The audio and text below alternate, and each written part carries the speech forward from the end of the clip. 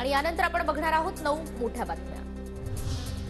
उपोषणाच्या 6व्या दिवशी जरांगेंची प्रकृती खालावली, पोटदुखीचा त्रास सुरू। अंतरवाली सराटीमध्ये मराठा आंदोलकांची मोठी गर्दी, आंदोलकांकडून जरांगेंना पाणी पिण्याची विनंती। जरांगेंनी जालन्याच्या शल्यचिकित्सक आणि विनोद तावरेंकडून उपचार घ्यावेत, उच्च न्यायालयाचे आदेश। मराठ्यांना वेगळं आरक्षण कसं दिलं जाईल यासाठी काम सुरू, जरांगेंना पुन्हा उपोषण करण्याची गरज काय, श्रेय घेण्यासाठी उपोषण, छगन भुजबळांचा आरोप। भुजबळ वरिष्ठ नेते तरीही त्यांचं कॅबिनेटमध्ये ऐकलं जात नाही, त्यामुळे त्यांना मीडियासमोर न्याय मागावा लागतो, सुळेंचं वक्तव्य। तर भुजबळांनी आम्हाला भेटून त्यांच्या व्यथा सांगितल्याचाही सुळेंचा दावा। 20 तारखेला अधिवेशन, मनात आलं म्हणजे अधिवेशन घेता येत नाही, उदय सामंतांची प्रतिक्रिया। तर सरकारकडून जरांगेंच्या जीवाशी खेळण्याचं क्रूर पाप, विनायक राऊतांची टीका।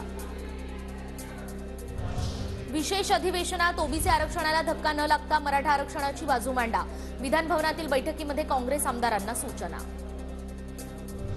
मराठा समाजासाठी मुख्यमंत्री आणि उपमुख्यमंत्र्यांनी मोठं काम केलं, मराठा आरक्षणाचा कायदा करण्यासाठी जो वेळ लागेल तो लागणारच, आपण तांत्रिक प्रक्रिया बायपास करू शकत नाही, खासदार श्रीकांत शिंदे यांची प्रतिक्रिया।